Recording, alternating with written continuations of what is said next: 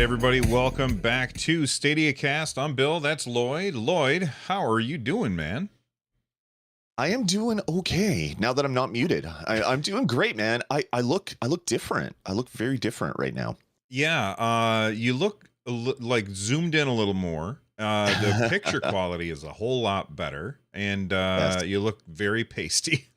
I do look very pasty. So I got a new camera. Thanks to Hearts of War for donating a camera. It is ridiculously awesome compared to my webcam that I was using. But I've moved all my lights around and I haven't done enough checking to make sure that my white balance is done. So I look like I am a ghost. I am very pale because I do live in Canada, but I'm not this pale. This is an extreme amount of paleness. Oh, and they're also noticing that you're not wearing a hat. Yeah. I got a haircut for the first time in like 6 months, which is great. There you go. All right. Hey, everybody. We do Stadiacast here on Sundays at 10 a.m. Over on our YouTube channel, youtube.com/nerdnest. So head on over there. Click all of the buttons. If you're here with us live, click all those buttons as well. If you want to make sure that we see your message, you can use the super chat function, but we will answer questions in chat as we see them. We start every episode with what you've been playing. So, Lloyd, what you been playing? A fair bit. We got new pro games. If you people out there don't know that it's a new month, which means new pro games. So this month we got 5 games. We got Dawn of the Monsters, Race with Ryan, Adam Wolf. I'm blanking on the other ones because they're not at the start of my library. There's the Darksiders Genesis. Yeah, I'm trying to Darkwood. Is that the fifth yes, one? Darkwood. Yeah. It's one of those names where like every game sounds exactly the same and they're all like dead, dark, whatever. There's been too many games like that. So I kicked it off on March 1st, checking out Dawn of the Monsters because I love me a good beat 'em up and I love kaiju movies. And this is the blending of both of those. With some really cool, unique elements into it. I'm really enjoying Dawn of the Monsters. I know you've played it as well, Bill. So I don't know. What are your thoughts on this title? So overall, I think that, well, first off, I really like the art style. Everything's very comic booky. Like when they have call outs, like in the top of the screen, it looks like it's been cut out of a comic panel. Right. The world has like this 3D kind of thing, and I really like the way that the monsters and the characters look. So art style, I'm going to give this game like a 9. It's just so fantastic. Everything about the art style speaks to me. Gameplay wise, I think it's pretty good. I am not like, I'm so bad at these brawlers, like the side-scrolling brawlers, because I know that it's all about rhythm when hitting the buttons and getting the right combos. But for me, I just like smash those buttons as fast as I can. And it's not really the right way to play. As I was playing through, I like that you have like a dash attack, you've got a heavy attack and a light attack, and you can also like do a charge on the heavy attack. And then your light attack has a certain number of combos that you can use. But then you also have, I forget what they're called, so people in chat can remind me if they remember. You have like these attacks which use your rage meter. So as you're fighting and beating things up, you build these little rage pips underneath your health bar, and different moves use up different amounts of pips. And so basically, when you hit I think it's the block button, it brings up like a little menu of your 3 possible rage attacks. I can't remember what they're called. And then you can pick between them based on how many pips you have. At first I was very confused because I was like, why can't I fire this off? But once I got 2 of them, that's when I finally understood it, because it was differentiated. I could see that this one had like 1 little bar next to it and this one had 2 little bars next to it. So I really like that. I love the idea that when you down somebody, you can utilize those rage points to heal yourself by doing like an execution style move, which is very cool. And then you also have like your super crazy nuke ability, which like wipes out a bunch of stuff on screen.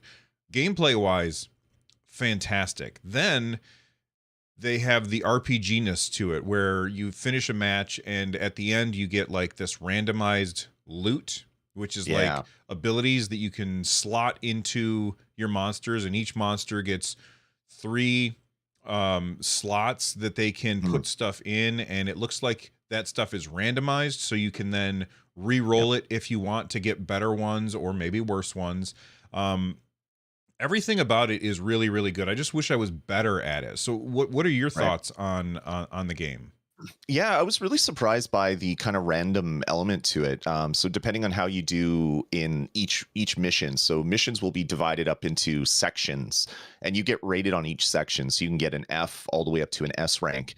And depending on how well you do, so if you get S rank all the way up and you get a really high score, your end score for that mission will be maybe an S rank or an A or whatever. But based on those ranks, you unlock a different number of upgrades, the little things that you slot into your monsters slot 1, 2, and 3.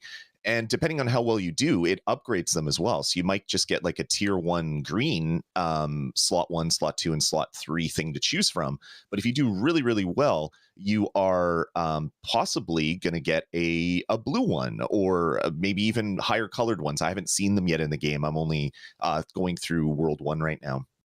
And that's really interesting. It encourages replay, because if you want to maybe farm some upgrades, you might want to go back to early missions where you can get an S rank on everything and just try to upgrade your greens to blues.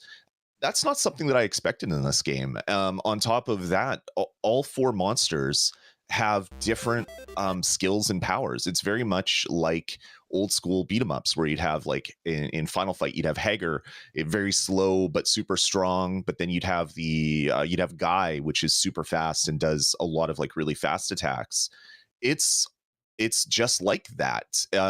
Really impressive. Again, I didn't know what to expect with this one. It's done by a Canadian company, Canadian studio, which is really funny. The That's first world right. is takes place in Toronto, which is really funny. As you're going through the level, there's like Maple Leafs signs that are destroyed, which I love because I hate the Maple Leafs, but I think they put them in there because they like the Toronto Maple Leafs, and a bunch of other things like that. Yeah, like the upgrade system. So you get money for doing good, completing levels, and then you can take that money and buy permanent upgrades, like permanent health upgrades or permanent stamina upgrades. Or you can use that money to buy different skins for the four monsters that are in the game. So it has a whole bunch of just interesting little mechanics that are all tied in together to this beat 'em up, which is really fun. There's no achievements, so I know a lot of people have been complaining about that. That people that are into collecting all the achievements in it. So hopefully that'll come at a later point. But this is a game that we get 2 weeks early on Stadia. It doesn't come out till the 15th on every other platform that it's coming out on. So uh, this is really cool. I really am enjoying it. I want to play multiplayer.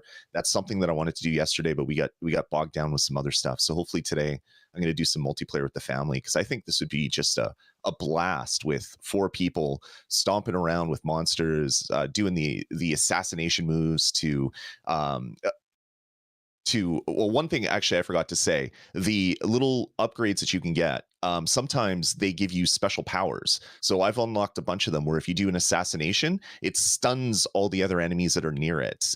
Or if you do an assassination, you get a boost to your stamina and things like that. So I want to see how it's going to play when you have four people on screen that all have these crazy powers, and someone does an assassination and everybody lights on fire or whatever, or someone does a good combo, someone does an item throw where you pick up a building and throw it. All those have the potential to just cause your different abilities to proc, and it's going to be insane when you have four people on the screen doing that. So I'm hopeful that I can do that this week. I don't know if I'm going to do 4 players, maybe only 3 players. We'll see what happens.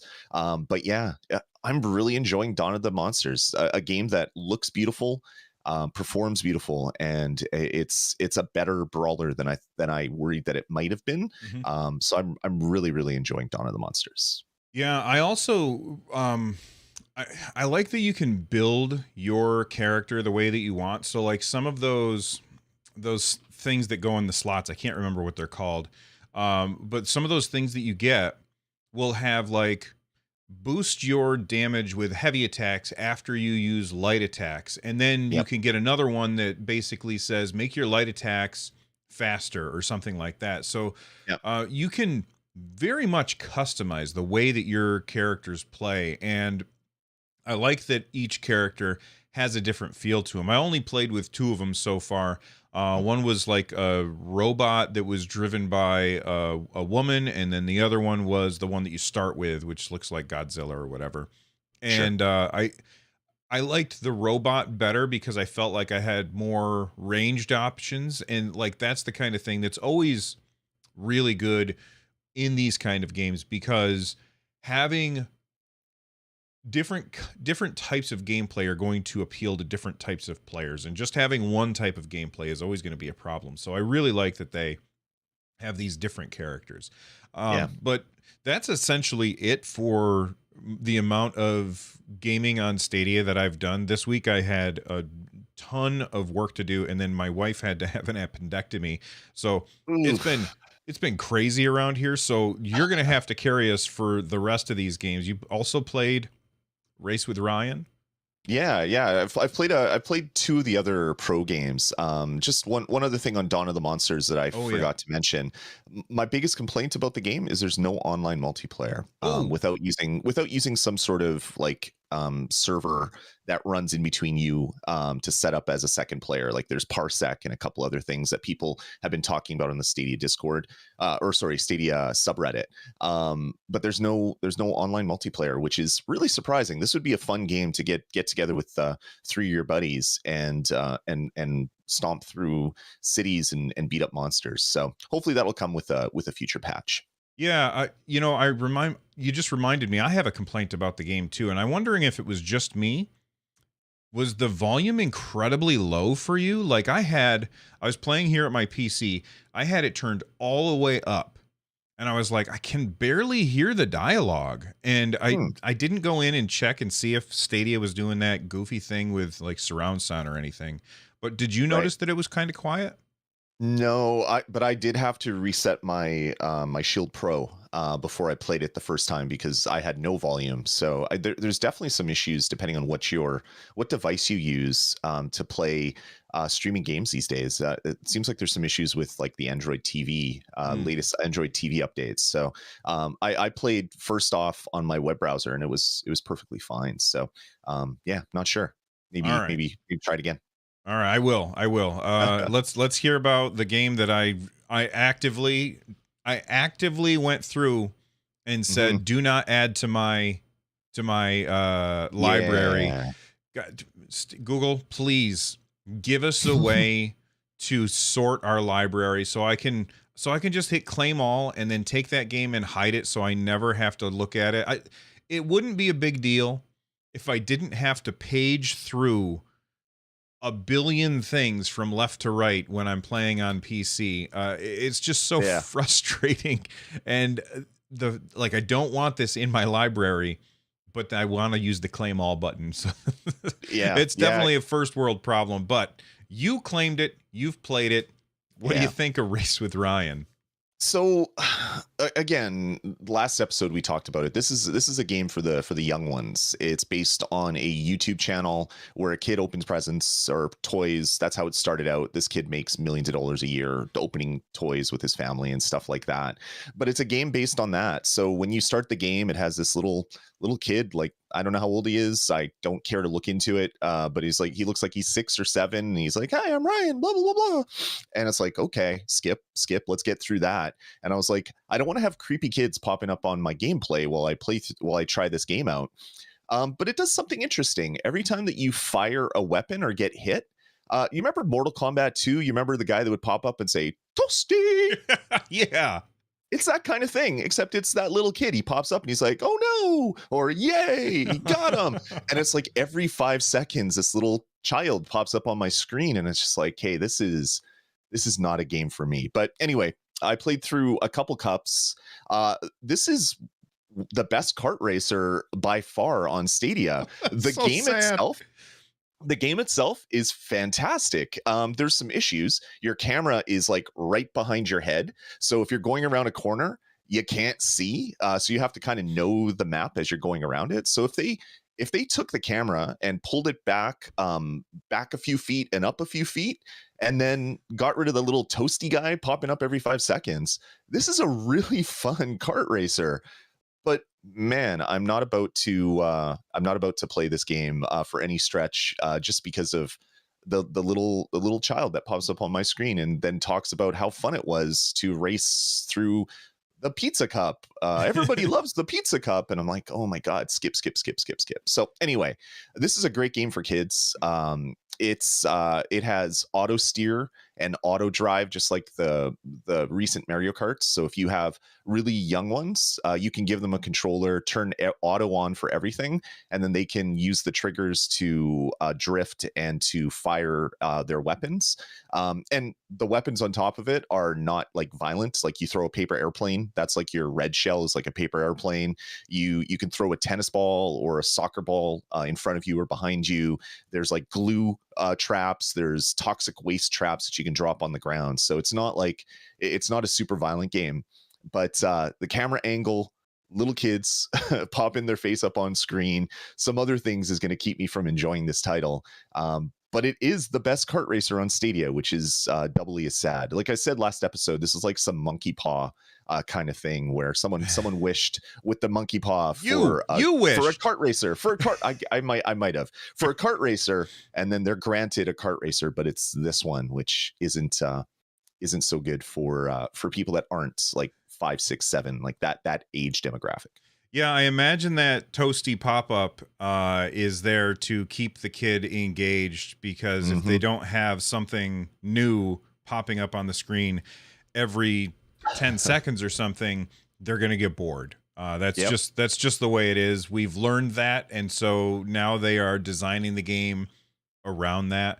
And look, I'm fine with games that are not for me. Absolutely 100%. There are many games out there that are not for me, and that's okay. Not every game has to be for every person, and I'm not interested in this game. I just wish that I could claim it and hide it so that I could just never see it again. And, you know, I'm going to be a grandpa in like 2 months, so, you know, if I had it claimed, then, you know, my grandson would be able to play it in a couple, 3 or 4 years or something, which would be really cool. Right. But I don't want to see it. Like, I don't want to constantly have that thing in my library. So I hope that they fix that kind of stuff. But I'm glad that you got your wish, Lloyd.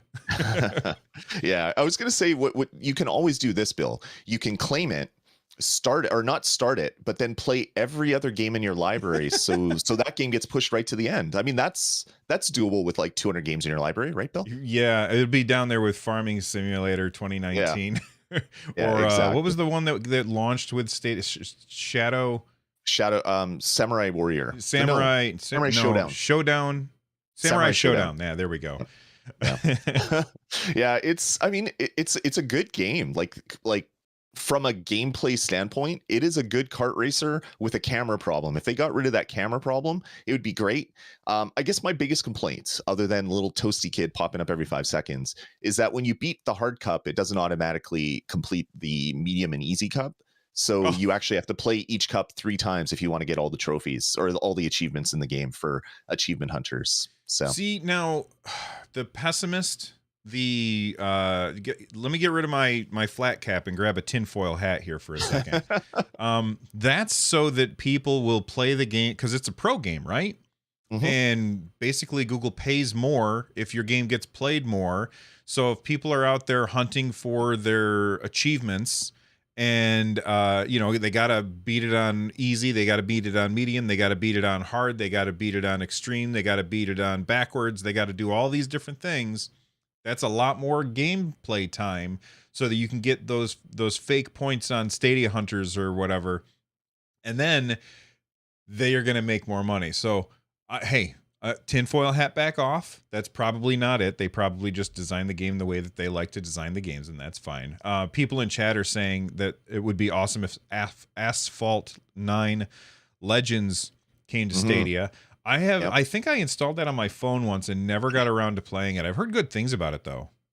Yeah, yeah, it's good. Like any sort of, well, let's talk about mobile games because the next game that I'm going to talk about is Adam Wolf, which is a port of a mobile title. It's on other platforms, it's on PC, but it's mainly a mobile title, and it works really well, mainly because of direct touch. And it's the same thing with like Asphalt 9. I know there's like a Switch version of it or whatever, but games like that that are that started kind of in the mobile world.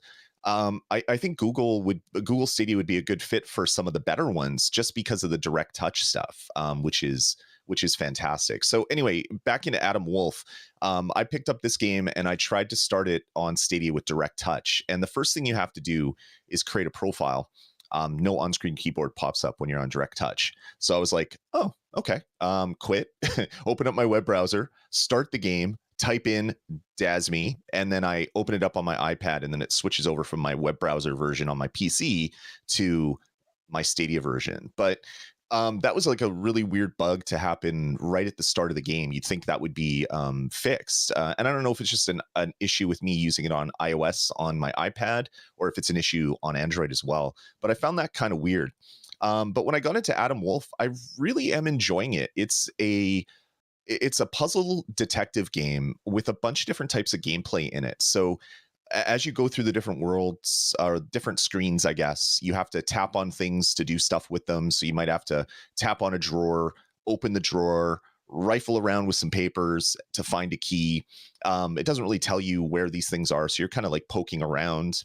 Then you get into some mini games. So there's mini games for putting things in order. There's mini games for rotating things. There's mini games that are hidden object things where your main character says, "Oh yeah, my brother gave me that looking glass when I was a child," and you have to look on the screen for what looks like a magnifying glass to tap on it. And then when you do all that stuff, you get rewarded with a treasure of some sort that you can use later in the game.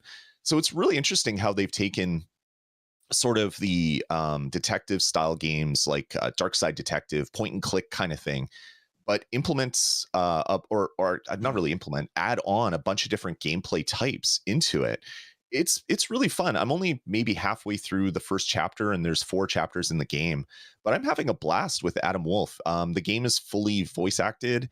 It's done in a really good way, which is good. Sometimes voice acting on these types of games seems pretty like kind of low rent, but this one is done really well. The gameplay itself is really fun, and I think this is a really good fit for Stadia. These types of games, these hidden object games, these detective games, visual novel games. I think this is a great platform for those types of titles, just because of direct touch and the ability to play on your TV, your computer, whatever. So really, really enjoying my time so far with Adam Wolf. Yeah, I haven't played Adam Wolf. I probably won't play Adam Wolf, not because I don't think it's a good game, but because I know that me and point and click adventures just don't mix. I always want to like them, and then I play them and I'm like, this is really cool. And then a puzzle happens and I'm like, I can't figure out the puzzle because my brain is going one direction and the developer's brain is going the other direction, Sure. and never the two shall meet. Right. So then I just get frustrated and then I put it down and I never get back to it. And that happens every single time I do a point and click adventure. Sure. It definitely looks good. People in chat are complaining about the on-screen controls a little bit, saying that they're covering up the subtitles. That drives me crazy when games Yeah. do that. I think I was playing Monster. What's the monster game called again? I can never remember. Dawn of the Dawn Monsters? of the Monsters. Yeah, I was playing Dawn of the Monsters, and there was like some pop-up, like there was text on the top of the screen, and I was trying to read it, but pop-ups kept happening, like you unlocked a new thing, you unlocked a new thing, and I was like, get out of my way. And the same thing happens on my Xbox when, like, I loaded up Smite, which is one of my favorite MOBAs of all time, and when I loaded it up, it because it has cross progression, I had tons of achievements that suddenly unlocked on my Xbox. And Yeah. I hadn't played in forever. And I'm sitting there trying to relearn how to play the game, and all of the UI stuff is at the bottom. And it was just like kept popping up achievements every time I did anything in the game. And I was just like, oh my God, get out of my way. I can't tell what's happening. Like that's the kind of thing that needs to be caught in QA. It's Right. definitely an issue, But Mhm. I imagine most people probably are playing with a controller or a mouse and keyboard and probably not using the on-screen controls. I do like to see more games use the on-screen controls with Stadia, though. I think that that's a really important thing, especially when you have a platform that you can take with you wherever you go. Uh, Right. Being able to play it without having to like clamp a thing onto my phone is very important to me. Yeah, and the on-screen controls for Adam Wolf are funny. There are no on-screen controls. The only thing that you have at the top of the screen is your the button Stadia to button bring up and the the director, the Stadia button, and then a screenshot button. right. But they're right at the top of where the gameplay is, and that's where the subtitles go for some people. So it's just like, really, you have one place where it's showing up, and it's showing up at the wrong place. So hopefully they can fix that. But yeah, playing games like this are good. I do run into a bug every once in a while where if I'm playing and on modern iOS devices, there's no home button. They just have that line on the bottom of your screen. So I find that if I accidentally swipe up that line, I cannot control objects on screen dragging them up anymore. So if I'm trying to drag something from my inventory at the bottom left of the screen, and I pick it up and then I drag it up, I have to like try 15 times to get that thing to drag up with my finger. I plugged in my backbone and I immediately was able to just like click on it with my control and then move it up with my analog stick. So hopefully they can work on that. That's obviously a me problem, not a Stadia problem. That's just because I did something stupid on my device. But it's happened multiple times where it's a little bit annoying. So anyway, Adam Wolf, great game. I'm gonna happily make my way through that one and solve some puzzles and things like that. And for you, Bill, there's a hint button right at the bottom right of the screen. If you get stuck, you can just hit hint and it gives you a nice prod into the right direction. So it might be a game Yeah. for you to try. I know, but then I feel dumb. Whenever I do it, I feel like I hit the hit button and I'm like, why didn't I think of that? Yeah, All right, let's move exactly. on and talk about two more games that are coming to Stadia. This is on the next up on Stadia, which was posted, let's see, on the 28th, and Mhm. that's Calico and Lake. Lloyd, you want to tell people about Calico? Calico's weird. If you watch the trailer for Calico, it quickly turns into like Octodad or other like bizarre things where bizarre games where like weird things are happening on screen. So it is it's like a cat cafe builder game where you're making your own cat cafe and bringing pets in and things like that. But it quickly turns into into like bizarro world because you have magical powers and you can get potions and things. And later in the trailer, like you're riding a huge cat because you can turn it big, and then there's animals that are turning into people and you're carrying things around. It looks way different than what I thought it was. I thought it was just going to be like a management sim, but it's more than that. It even brings me like kind of like Sky Climbers kind of feels every once in a while with the animals and how you can ride all the animals and things like that. So this one's weird. It's available. I know. I think it was on Game Pass, and I was going to check it out to play with my daughter, and I never got around to it. So now that it's coming to Stadia, she plays a lot of Stadia games on her Chromebook. This is going to be a game that she's going to fall in love with. This is everything she wants in video games. So I'm really looking forward to this one when it comes out. Yeah, I remember one of our community members is one of my best friends. He came over to my house and he said, "You're gonna play not Octopath, Octodad. Octodad, and Hmm. stream it on Twitch." This is a long time ago, and I didn't own it, so he bought it for me and then sat next to me while I played it and laughed and laughed, and I absolutely hated that game. I just could not stand it. And like I'm watching this and you're comparing it to Octodad and I'm like, "No, thank you." This I mean, this definitely appeals to somebody. I am not one of those Yeah. people. I'm sorry, I'm laughing. That like there's just a video Cart, for the cartwheeling audio cat. listeners. There's this weird video where there's this big super fat cat. Yeah. It is basically a perfect ball, and the person is running around on them like they're balancing on top of this poor cat. Right. This game is so weird. The developers are definitely having some kind of fever dream with this thing. Definitely. And the thing about this one is it's Octodad for me in craziness, not in controls, because it looks like you have pretty decent controls here. Right before the roly poly cat thing, there was a huge cat, like big, taller than you, but it was cartwheeling behind you as you're walking through the world. So there's some really weird stuff going on here. I like it. I can't wait to play Calico. So I think this is a good get for Stadia. I do like the art style though. The art style is really Mm, cool. I like all those pastel watercolor kind of thing. mhm. It's not a game for me. I can tell just by looking at it, but I do think the art direction is fantastic. And Yeah. boy, it's unique. Is definitely something that you could say about that. All right, let's move on Yeah. and talk about Lake. Have you Yeah. played Lake? I added it. I think I put it on my Xbox and never got around to it. It's one of Yeah. those games that's pretty much everywhere, and now it's on Stadia. Have you played it? I have not. This will be coming out in the near future on Stadia. Lake is it's kind of an adventure game. It reminds me a lot of like Firewatch, where you're kind of put into a world at a specific point in time. This is set in 1986, Hmm. and you're coming home because I guess I think it's like your father passed away, and he was a letter carrier, and you have to come and fill in for him for 2 weeks because that's what happens when your parents die, right? You have to go work for them for 2 weeks. Isn't that what happens everywhere, Bill? Sure, yeah.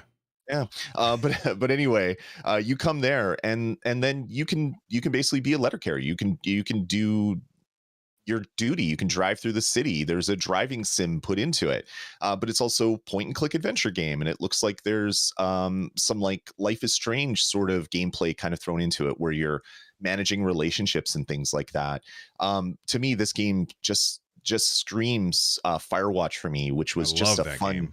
which was just a fun game to get through and enjoy the story. Lake looks way better after watching the trailer than what I thought it was, just by reading the small little paragraph that was that was dropped in this next up on Stadia. I am very much looking forward to playing through this one. It looks fantastic. So this is another great get for Stadia. Yeah, this is definitely one that I am interested in. Most of the other ones I've been like, no thanks, but after like your comparison to Firewatch is definitely right on. And I love these games where it's set at a certain time. What was the one that was set in 1970s winter in Kona, Canada? Kona, was that the one? Yeah, Kona. I loved Kona on Stadia. That was just so fantastic. And I love these games that are like, hey, this is Yeah. a snapshot in time, not modern times, but in like, boy, as somebody who's been around for a whole lot of years, it's nice to go back and see these things and be like, oh yeah, I remember driving cars like that, and and Yeah. Right. pushing the button on the radio, and then like the little dial thing would slide over. Yeah. For those of you that are too young to remember that, that's how we used to change radio stations, or we Mhm. used 8 tracks and stuff. So I think that this looks really cool, and Calico is a no for me, but Lake is definitely something that I want to try out. Right. Yeah. Lake looks absolutely fantastic. So I can't wait to play it. And I'm just like you, Bill. These games where they kind of drop you into a world and a world and a time, and you have to kind of just exist there. I love that. It gives you a snapshot of that. And of course, it's good for us. Like, we grew up in the 80s. For someone that is maybe just born in the 20s or 2000s rather, it's like, okay, what is this? I don't understand. Why are there no cell phones? Like, why is this happening? Like, I don't understand what's happening. Why do you have this little bar on your steering wheel? Like, what does this do? Like, all those weird things that we grew up with. It's kind of fun to transport back to that in time a little bit in these game experiences. So yeah, looking forward to Lake very, very much. Yeah, just talking about that makes me want to go and play Kona again, though, because that game was cool, and there was definitely Mm, some very interesting things going on with the story. But I got distracted by something and never got back to it. So nice. maybe I'll fire up Kona again this week and see what that's like. All Wonderful. right, Deliver Us the Moon. I Second next up on Stadia in 1 week, not communicating as often yeah. thing. They did two next up on Stadias in 1 week. That was great to see. Yeah, absolutely. And Deliver Us the Moon is a thing. I think I got 1,000 emails about Deliver Us the Moon, and I always ignored it, thinking it was um was the one where you had to get the guy to the moon or something, or to the Like moon, to the moon. Kerbal. Like Oh, there, to the moon. Oh yeah, yeah, yeah. yeah. And I always thought that that's the game that it was talking about. So when I looked at what is this thing called? Next Up on Stadia. When I looked at the Next Up on Stadia and I was like, "Deliver Us the Moon." Oh, I know what that is. And then I clicked the video and I was like, "That's not what I thought it was. This is a different game, and it looks Yeah. really cool." Yep. Yeah, definitely. It's coming out in April of 2022 on Stadia.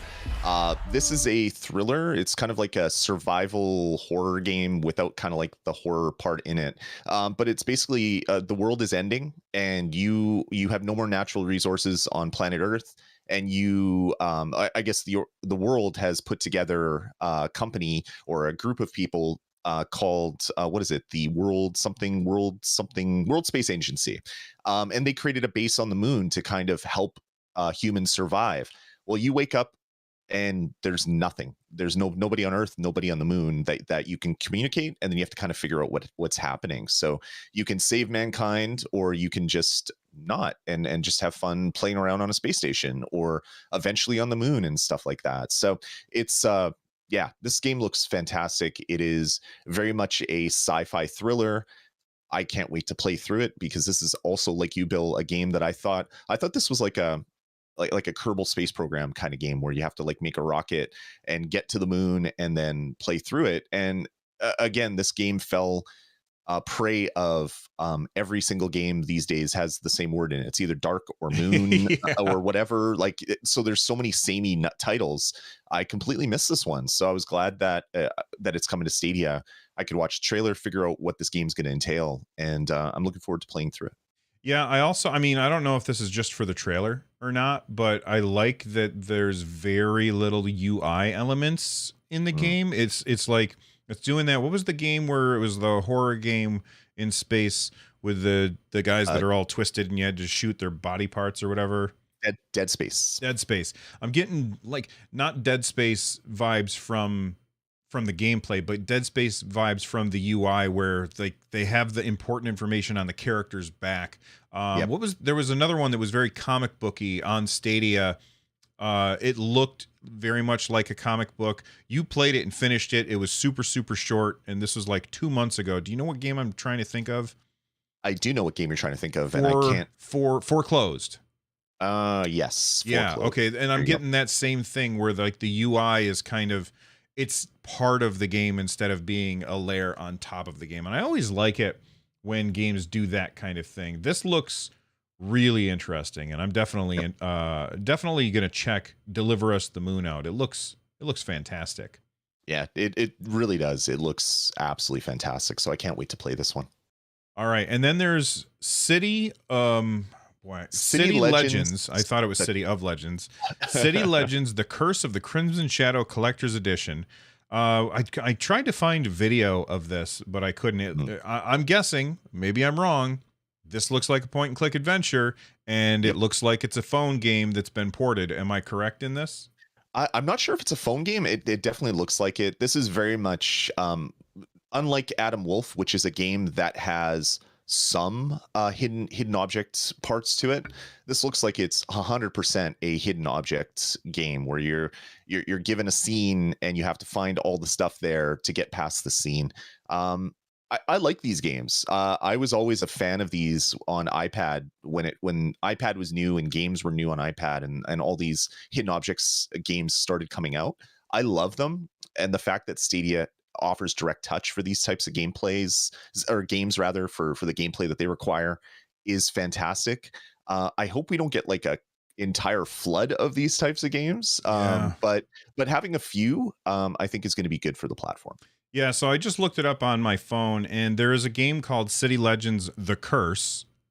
Okay. And then this is City Legends: The Curse of the Crimson Shadow. So I'm not sure if it's the same game, or if it's just like, boy, I'm 99% sure this is the same game. Just looking at the footage.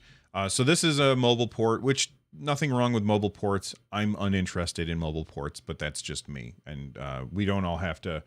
Uh, this is for other people, and that's always okay. Exactly. Yeah. And this is going to be good for like the younger audience that maybe is playing on their iPad or Android tablet. Hmm. Like these types of gameplay experiences coming to the Stadia store. is good for those types of players. It gives them things to do on their tablet without having to control with a controller. They can just use their finger. Hopefully, more experiences like that come out, and not all hidden object games. I think some tower defense titles would be great. Other games along those lines where you can just play mobile and have a good time with it, or you can play with a controller if you choose. Yeah, but I mean, at the same time, and I don't want to rain on anybody's parade, but I could just install it on my phone. Yeah, So like that, like that's the kind of games, like mobile ports on Stadia are fine, but I don't understand the appeal, because the thing about Stadia that makes me excited about the platform is how convenient it is. mm, And installing a game on my phone is probably more convenient than trying to connect to Stadia over like a crappy one bar connection or whatever. You know what I mean? sure. Yep. Yeah, I get it. All right. Let's move on and talk about this tweet from Stadia. It says, "Got any plans on March 15th? If you don't already, you do now. Mark your calendars, Stadians. You're invited to join us at the 2022 Google for Games Developer Summit, where you can learn Mhm. more about our plans for Stadia this year." Lloyd, can you remind me, and maybe people in chat can remind me as well, did they say anything like this last year? I don't believe so. I don't think so either. I think they talked about it in like This Week in Stadia or whatever, that this was coming up, but I don't know if they tweeted about it directly. Obviously I can't remember tweets from a year ago, but this seems completely new. And usually, the Stadia account is tweeting out like game announcements, it's tweeting out other Hmm. things, but this type of thing would normally just be lost on that account. It just they wouldn't talk about Yeah. it at all, which is one of our big complaints, that there isn't that sort of communication from the main fire hose of information, which would be the Stadia Twitter account. So for them to announce this and talk about it, is a good thing. I'm worried that if there's not like some megaton announcements, people are going to just like, I don't know, get mad, be even more Oh, angry, listen, people or are going to get something. mad no matter what, Lloyd. Fair enough, fair enough. But it's really good that that they're talking about it. This is not something that Stadia would have done, and it maybe shows that there is something here for the consumers. This event is for developers. Hmm. It's a game developer summit, but hopefully there's enough news right in the kickoff keynote, to say, hey, general Stadia user, this is our plan. We're doing this in 2022. We have this plan for 2023. Maybe not give concrete examples of everything, but talk about your big push to get more games, to get better hardware support, to do this, to do that. Hopefully they carve out a chunk of that keynote to go over those types of things, because they sent out that survey and the number one thing that people wanted was a roadmap across all the different answers. Hopefully this will provide a roadmap. I don't expect a full roadmap, but if it's a little mini roadmap saying this is what we're planning, this is how we're doing it, come join our travel as we make Stadia the best place to play games, or whatever marketing lingo they want to use. Right. I think this could be really good for the community. So I'm really excited about this. Yeah, I'm ready to be disappointed in this, Yeah. because it's, well, okay, that's not, I phrased that wrong. I'm ready for a lot of people to be disappointed in this, because the person who is giving the Stadia keynote is Karine Yap, Strategic Business Development Manager. The people who are going to tune into this hoping for big consumer focused announcements, I think that they're going to be disappointed. Yeah. That being said, just because it's not a consumer focused announcement doesn't mean that it doesn't have implications for the consumer. But I think a lot of people are going to tune into this and they're going to be like, well, that didn't like blow my socks off or anything. And I'm going to say, well, that's because it wasn't for you. It was for publishers. It was for getting Yeah. people to partner with Stadia to maybe either bring their games to Stadia Pro or that kind of thing. And I Yeah. think that most people who tune into this, who are like who want to, like they're fans of Stadia, they're going to walk away from this feeling very let down, and it's because of their expectations. And I just saying, temper your expectations. This is not like, the person who's giving this is talking to a different audience, in my opinion. Right. Yeah, I hope so. I hope so. This, I mean, they s- they're talking, like, they call it the Stadia Keynote. You don't Yeah. normally have a keynote for a development session that isn't, here, look at all these new development tools that we've generated for you. So this seems like it's more than that. I don't think this is going to be something that could air at like E3, for example, like a look at Stadia, this is all the great stuff we have. This isn't a PlayStation or Xbox keynote kind of thing. But I hope they carve out enough time to sort of, I don't know, calm down the masses, get rid of the narrative that is still on Twitter, that Stadia is dead after that Business Insider article. Hopefully, they can kind of direct the ship back on course just a little bit, at least in the public eye. Um, I'm also being prepared to be disappointed, like you, Bill, that they're just going to talk about, this is what we're doing. We're getting more games. We're working with other business partners. We're white labeling. There you go. That's Stadia update. Which is sad. Right. Yeah, I agree with that. I think that, you mentioned the E3 thing. That's what I think a lot of people are going to expect, and Yeah. they're going to be let down because it's not going to be that kind of thing. Boy, oh boy, do we need that kind of thing. Like, they need to have a Stadia Connect to talk to their Yeah. customers. And I Hopefully. like, some people are going to rightly say that they are talking to their customers. Their customers are now the publishers who they want to white label stuff. And I can understand that, but they Mhm. also have other customers like us, that they need to talk to, and they just haven't been talking to them enough, in my opinion. Yeah, I agree. The one positive for me with this, well, there's a lot of positives. Yeah, The there fact that is a they're, lot of positives. Everybody thinks I'm super down on this. I think this is great. I just think that yeah. people are going to be upset. Another positive for me is the fact that when they first announced this summit, there was two Stadia sessions. There was playtesting made easy and how to write a Windows emulator on Linux from scratch. Well, now there's five. So either that was always the plan, or they've seen, hey, this is a good way to get the word out. But now they're doing the Stadia keynote, playtesting made easy on Stadia, how to write a Windows emulator on Linux from scratch, Stadia adventures in slow server code in on Unity, and profiling on Stadia. So more Stadia sessions probably would have been there already, but it's really good to see that they're at least bringing this to the public's note. Hey, we're talking about Stadia. Stadia's not going away. We wouldn't run this if Stadia was dead. So let's stop saying that. We're Yeah. clearly talking about this with developers. So yeah, we'll see what happens. The 15th could be sad. It could be amazing. It's probably just going to be somewhere in the middle. There's going to be people that are really angry, people that are really happy, and yeah, that'll be kind of how things go. But personally, I'm really looking forward to seeing what Google has to say about the platform going forward here. Yeah, and you talk about, Stadia is not dead, but people on Twitter seem to think so. If it were dead, they would not be hiring and filling out roles for AAA porting teams along with white labeling stuff, and Yeah. that's what somebody, Alcon Venice, sorry if I pronounced your name wrong there, Redditor. They found that Stadia is higher. They have 2 new openings for the porting team and 6 Mhm. openings in general for Stadia. So I Yeah. think that that's really, really good news. The porting team description, it says the Stadia porting team seeks to drastically, this is really good news. I like this. Mhm. Drastically reduce or even eliminate the work required for partners to bring their existing AAA games to Stadia and Google Stream. Yep. This is something that Lloyd and I have been calling for ever since last February, when they made that big announcement that they were shutting down SG&E. Lloyd and I were like, great, do that. That's fine. Don't make your own games, but take the team that you have and Mhm. focus them on porting other people's games to your platform, because the team that you have knows your platform inside and out. And that means we Right. would get the best possible ports.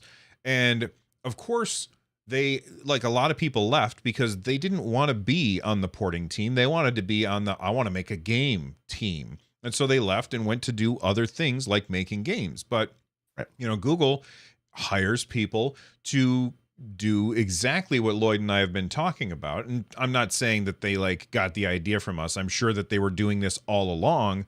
Mm. But we've been just talking about it a lot. And then they also have 6 openings for white labeling, which is not as exciting to me, but definitely something that is important. What are your thoughts on this, Lloyd? Yeah, I really like it. The Stadia porting team description that you read out to reduce or even eliminate the work required for partners to bring their existing AAA games to Stadia, that is a good thing. If Google's taking the stance now compared to the other one, which was here's the SDK, port your games to Stadia, you're gonna love it. And now it's give us your games, we will port them to Stadia as quickly as we humanly can.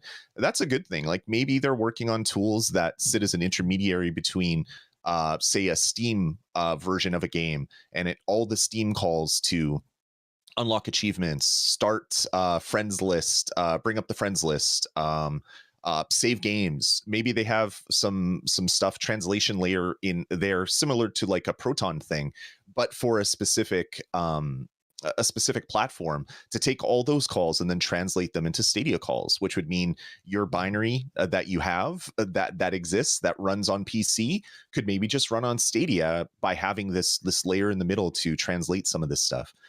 Obviously, we don't know this. It's just an idea that I threw out there. And if they're working on tools like that to make PC porting faster, that's going to be amazing for Stadia because there'll be nothing to stop people from putting it on Steam, putting it on Epic Game Store, and then doing a port to get it over on Stadia as well. So hopefully they, during this event on the 15th, they talk more about that. There's a session all about writing a Windows emulator on Stadia or for Stadia. Maybe they'll talk more about that. That's the part of this that I'm really excited about. The hiring and the communication that they're doing this makes me really excited to see what exactly this is. If it's just, hey, if you want to go on Google Stream, you can run your Windows games. If you want to go on Stadia, you still need to tie into the Stadia SDK. That Mhm. won't speed up the acquisition of new games for your platform. But if they found some other way to do it to make it like low hanging fruit for a development team, I think that would be really good for Stadia. So anyway, we'll see what happens. The 15th isn't that far away. I'm excited to see what they have to say. Yeah, and yeah, it's right around the corner. Almost no time at all. All right, let's move on to the super chats that came in during the show. Thank you very much for supporting the show. We do appreciate that. We got a super chat that came in from Jared Bruner. They said crowd choice, stream share, direct touch.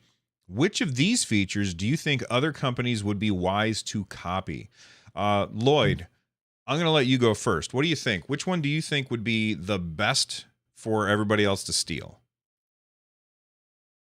I mean, a lot of that stuff already exists. Like Direct Touch is already on other platforms as well. Like you can do that on XCloud, you can do that on Luna, I believe. The one that would be really good is I'm blanking on the name of it, where I could see what Bill's doing in my game. Stream Stream Connect. share. Is that Stream Share or Stream Connect? Stream I can't Connect. remember. Yes, yeah. I think that they typed it wrong. All sorts of weird names Stream that are Connect. jumbled up in my brain. Stream Connect for me was the biggest mind blowing thing ever on Stadia. Like we jumped into that Tom Clancy game early on because it was the first one with it. And it blew me away that I could watch what other people are doing. I could see what their plans are. I could see them edit their inventory to see what kind of weapons they have.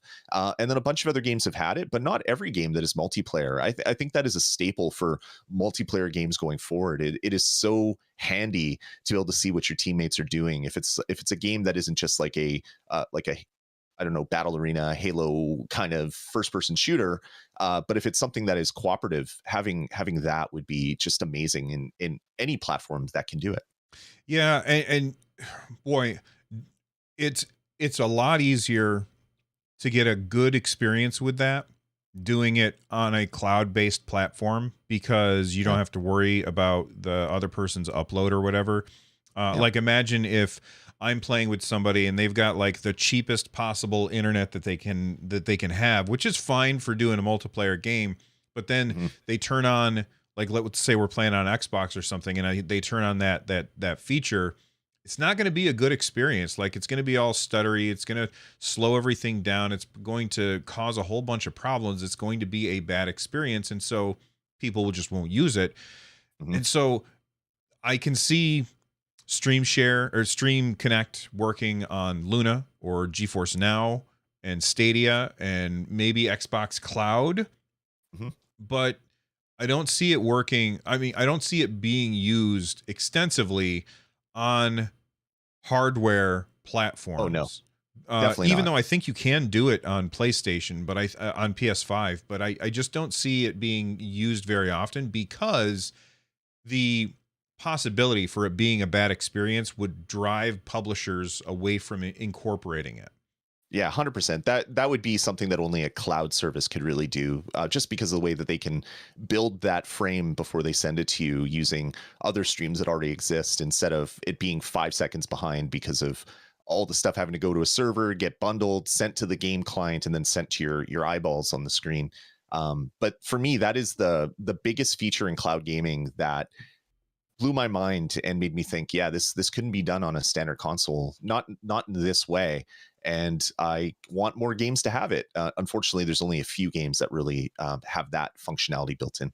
Yeah, I'd also would like to see, I can never remember what it's called. It's the one where like you could be streaming on YouTube and people can just click a button and join your game like super easy without like having to be friends or whatever. Like that was a Yeah, really, I can't remember what it's called, but it was a crowd play. crowd play, Yeah. crowd play.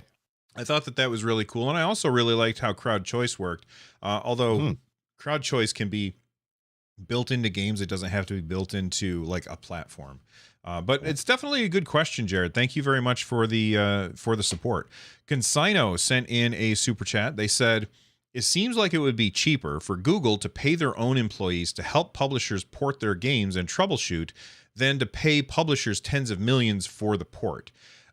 Yes, that's exactly why Google's doing it this way, and it's exactly why Lloyd and I have been harping on this as what they should do forever. So, Consino, way to take what we said and put it in a very easy to understand sentence rather than Bill rambling for 5 minutes about something. Right, exactly. Yeah, it definitely would be a hell of a lot cheaper for Google to do that. And maybe that was part of the impetus for getting rid of SG&E. They're like, you know what? We'll get one game in 5 years and we're going to pay X number of millions of dollars. What if we didn't? What if we did this instead? That could have been part of their math that they did on the back of the cocktail napkin to figure out what would be the best way forward. But yeah, having a porting team built in means you don't need companies like QLock and High Voltage Software and other companies that do a lot of porting for other platforms. Your porting is built in as part of your agreement with Google to bring something on that platform. Yeah, hopefully we hear more about what Google's plan for that is at this Google Game Developer Summit. But I'm sure that most of the stuff is tied up in NDAs and things like that, so we won't get all the concrete information. This would have been something that they, in my opinion, I think that I mean, hindsight's 2020. Yeah, This kind of thing where they're having their employees do the porting, this should have been something that they said last year. Like they should have said, this is what our plan is, instead of just saying we're shutting down SG&E because it's way too expensive to make our own games and we're not going to see anything from that for a long time. They should have yep. said, here's what we're going to do instead, and been completely transparent. And I don't think that there's no way that they didn't have this as the plan all along. Like this has to have been their plan, but why they didn't tell people, I think, is because they got just a little too gun shy from all of the nonstop Twitter attacks that come at them.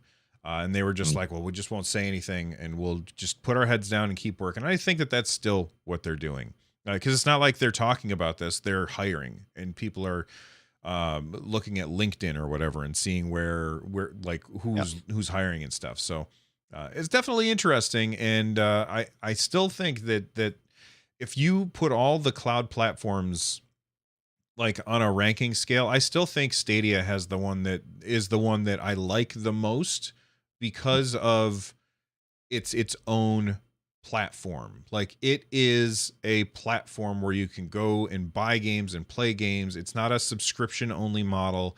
It's not just a hardware rental. It's a platform where you can go and play games. And I think that that's a really good thing. And unfortunately, most people don't quite understand that that's what it is. Yeah. I'm a big fan of the Stadia model of doing things. I like having the free games every month with a subscription, but also like the fact that you can just onesie twosie buy games as you Mhm. want. It's not an all or nothing kind of service, which is really great. So yeah, we'll see what Google has planned for it. I'm hopeful for the future that we'll continue to get big AAA games. I mean, we missed out on Elden Ring, and everyone's is basically putting out candles and rest in peace type signs on their houses. I don't think we're quite there yet. I hope that with this new newfound focus on porting, that maybe we'll start getting some of these big games in the very near future. Time will tell. You can't predict the future all the time, unfortunately, especially with an industry as quick moving as the cloud gaming industry. Yeah, absolutely. All right, everybody, that does it for today's episode of Stadiacast. Thank you so much for hanging out with us, Lloyd. Tell everybody goodbye. Yeah, thanks everybody for coming out and joining us on Stadiacast. We do this every Sunday right here on nerdnest.tv. We'll see you here next week. Have a good one, everybody.